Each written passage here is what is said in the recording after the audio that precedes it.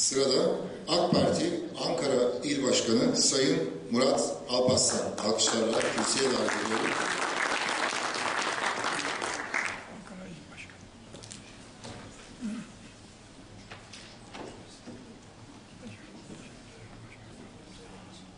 Çok değerli büyüklerim, kıymetli hanımefendiler, beyefendiler, çok değerli basın mensupları, ben de hepinizi saygıyla, sevgiyle selamlıyor ve ikincisi tertip edilen Adige Dili Uluslararası Konferansı'na hoş geldiniz diyorum.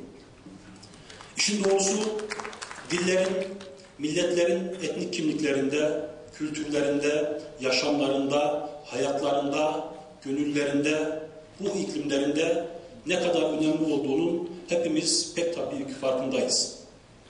Adige toplumu şanlı tarihiyle, zengin kültürüyle, köklü medeniyetiyle tarih boyunca hep var olmuş, varlığını ve kendisini oluşturan her türlü örfünü, adetini, ananesini, gelenek ve göreneğini muhafaza etmiştir. Bugün de bu konudaki gayretlerin uluslararası boyuta taşındığı bir konferansı hep birlikte sevinerek icra ediyoruz. Tabi diller, etnik kimliklerin bir şekilde ispatında, ifasında, icrasında, yaşanmasında, yaşatılmasında ve nesiller boyu kuşaktan kuşağa aktarılmasında en önemli yaşayan dinamik bir unsurdur. Bizler her zaman etnik kimlikler üzerinde, milliyetler üzerinde ve milletleri millet yapan unsurlar üzerindeki red politikalarının, inkarların ve asimilasyonların bir insanlık suçu olduğunun farkında olduk.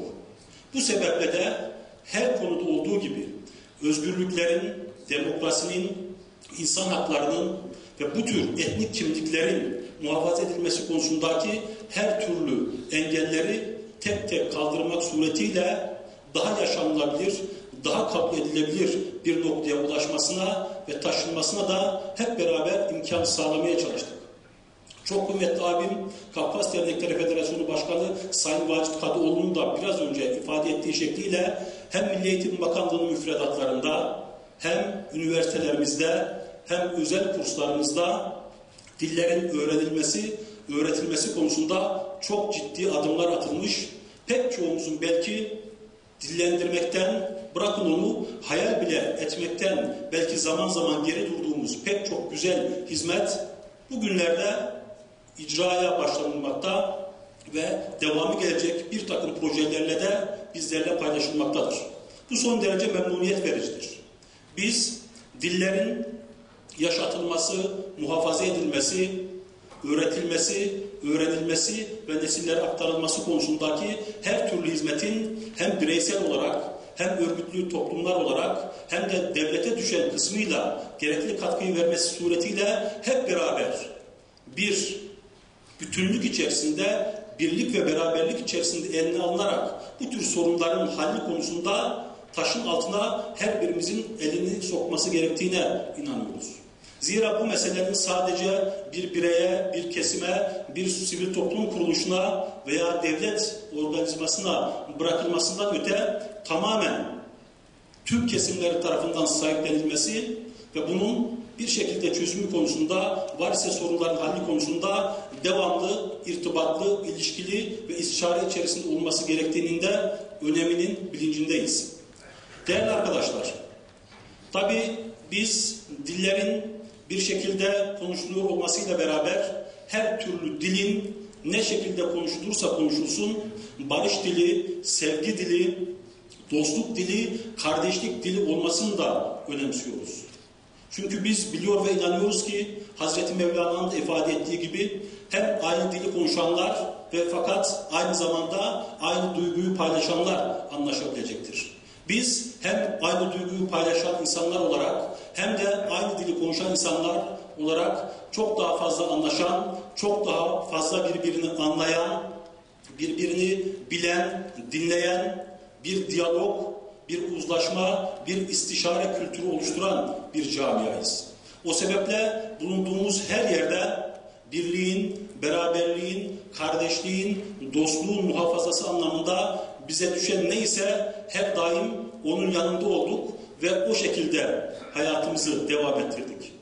İnşallah bu hasletlerimiz, bizi biz yapan değerler çok daha uzun süreler insanlık tarihi var oldukça devam edecektir. Ben bunu biliyor ve inanıyorum. Çünkü bu azim, bu heyecan, bu sahiplenme, bizi biz yapan değerleri muhafaza etme iştiyakı ve arzusu her daim vardı, bugün de var ve ilelebette inşallah var olacaktır. Tabi burada siyasi bir propaganda yapmak ve siyasi söylemlerle belki gündemimizi meşgul etmek durumunda değiliz.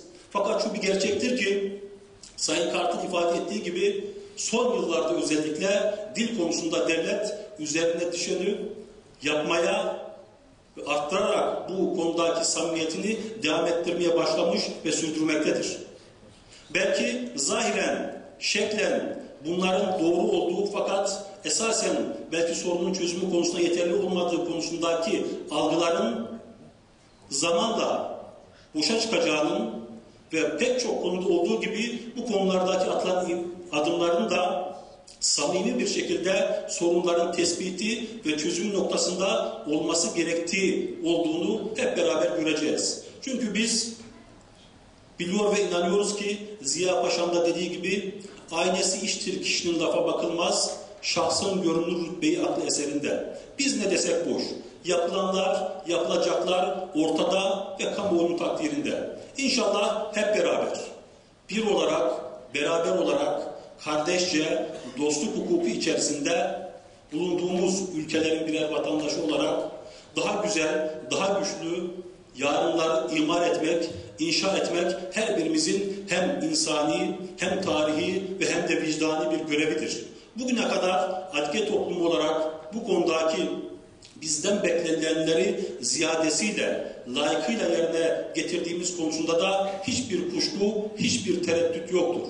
İnşallah çok daha güzel günlerin imarını, inşasını hep beraber yapacağız temenni ve düşüncesiyle bu ikincisi tertip edilen uluslararası konferansın tertibinde emeğe geçen kıymetli abim Vacit Kadıoğlu şahsında Kafkas Dernekler Federasyonu'na, Dünya Çerkezler Birliği'ne teşekkür ediyor.